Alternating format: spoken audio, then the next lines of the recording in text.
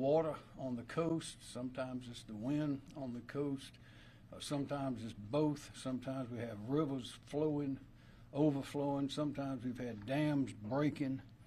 In Hugo 89, that was a lot worse than we expected. It went all the way to Charlotte, as you remember. In 2015, Joaquin had the flood where the dams broke.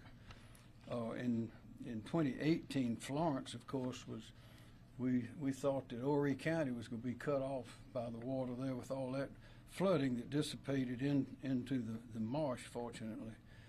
But we prepared for all of those as we did this one and as we did the next one, and we also have tornadoes popping up. But one thing different about this one was that we knew it was going to hit the upstate harder than usual, and it really did. Fortunately, we were prepared. We had people positioned there, but we can't stop the waves, can't stop the rising water, can't stop the rivers, and certainly can't stop the trees from being uprooted when they've had days and days of rain before the storm got here. So we've got a lot of work to do, and because we have so many power outages this time, with the trees being uprooted and falling, we have probably more power outages than we've had. Maybe ever, we don't know, but we've had a lot of them before, and they always take a lot of time to repair, and this one is going to be no exception. So we ask everybody to have patience. It takes time. We have cellular towers that are out this time as well, so but we do have the emergency signals are working, but we'll be getting to all of those assets as quickly as possible. But the crews are working around the clock to restore power. Again, it's going to take time, and we ask people please to be careful on those highways. Be careful. We got a lot of electrical lines are down. You can get hurt very badly with those, and also the roads. Again, we're going to be cutting and tossing, is what they call it, as quickly as possible to get the roads cleared, but there's going to be debris and logs and limbs on the sides of the roads, squeezing those roads, some of them for some time till we can get it all taken out of the way. So this is one that's going to take some patience because we have so much power that's out, and we have the executives from the power companies here to provide more details on that for the people. Now I'd like to ask John Quagliarello, the National Weather Service, to provide some details. Thank you, Governor. John Quagliarello with the National Weather Service. I'd just like to start by saying the storm is weighing heavily on all of us at the National Weather Service as we hear reports of all the damage and fatalities that have resulted. Helene is now a tropical depression.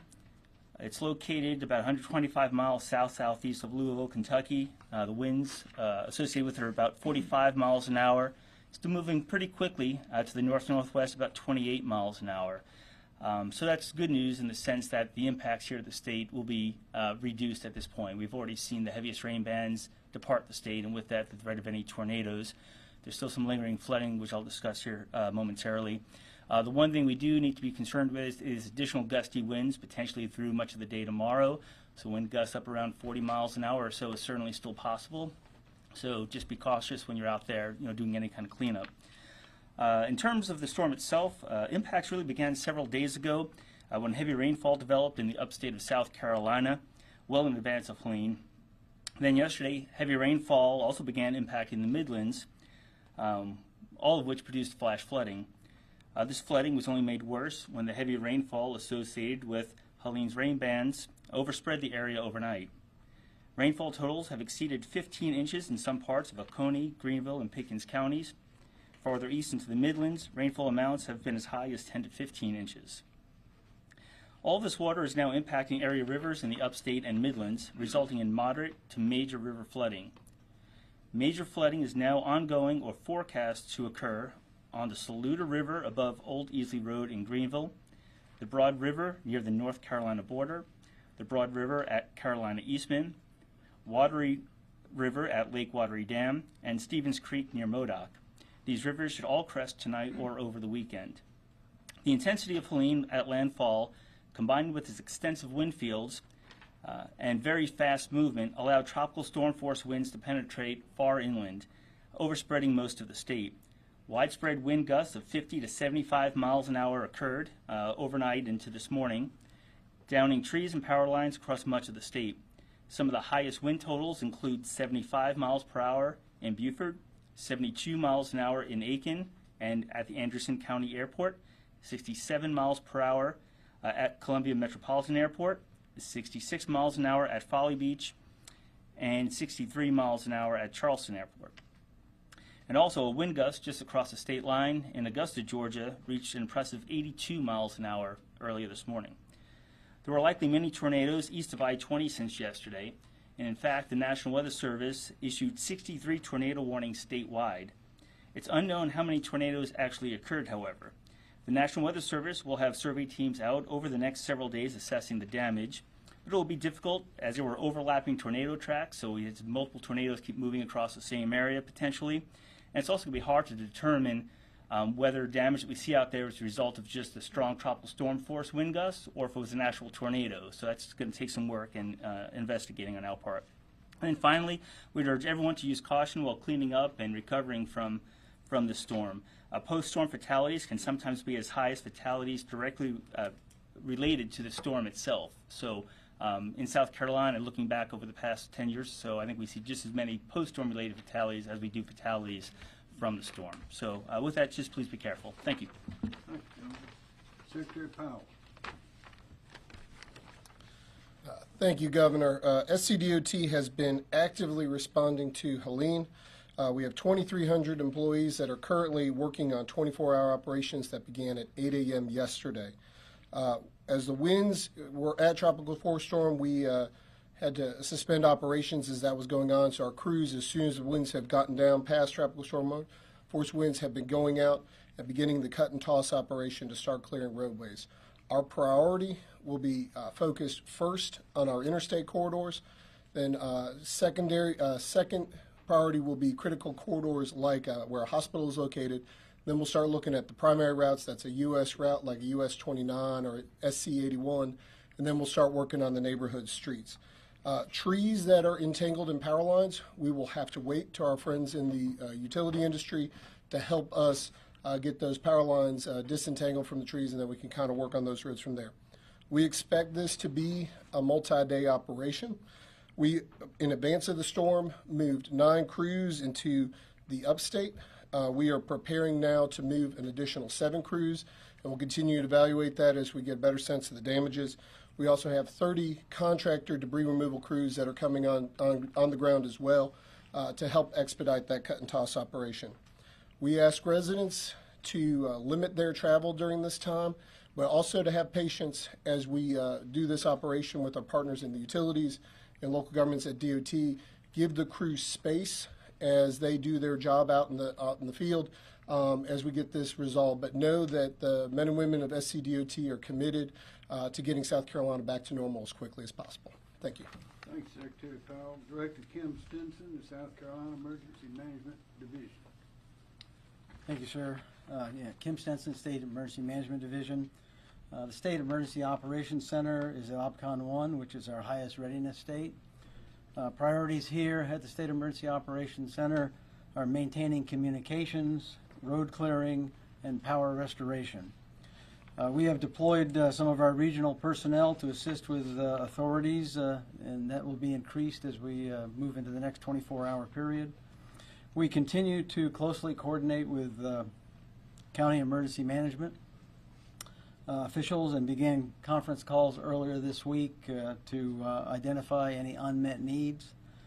Currently, there's 11 counties at operating condition 1, which is the highest level of alert, 23 at operating condition 2, which is an enhanced level of awareness, and 12 at OPCON 3, which is steady state. County primary focus currently includes search and rescue operations, possible local evacuations, sheltering, communications restoration, and road clearing. We do not have right now currently definitive damage assessment data. That's being done now, but almost all counties are reporting trees blocking roads, power lines down, and residential damage. And they're just able today, probably around noon or so, to get out into many of those areas to just start to look and survey the damage. So it's going to take some time to do that. We do have communications with all 46 counties from here. And today in South Carolina, county governments were closed in 14 counties with another 21 counties on delay. In the logistics area, we have our general logistics, transportation, and commodities contracts on standby. We've had so far 72 logistics requests, of which 25 have been completed and 47 are in progress. And the requests range from shelter support to debris clearance. We're also requesting search and rescue teams from both the federal government and from other states under the Emergency Management Assistance Compact. On the federal side, we have an embedded federal FEMA liaison officer here at the State Emergency Operations Center, and our federal coordinating officer for this particular event is en route to this area. Request for federal emergency declaration for direct federal assistance and emergency protective measures, which allows limited reimbursement short of a major disaster declaration, was approved last night. And as the storm moves South Carolina, residents must continue to be aware of the possible dangers. We've already talked about some of them. All of us must stay vigilant as the high waters, rather at the high winds and the flooding continue. In particular, staying away from flooded areas is very important, and avoid taking any unnecessary risks. It is also very important to stay connected with reliable sources for updates. Misinformation can be as dangerous as a storm itself, so please rely on those official channels, including your local emergency management offices for accurate information. And then lastly, our website at scemd.org and also our South Carolina Emergency Manager app are excellent sources of information. Thank you, sir. Thank you. General Van McCarty, South Carolina National Guard. Major General Van McCarty. Currently, we have approximately 115 soldiers on state active duty.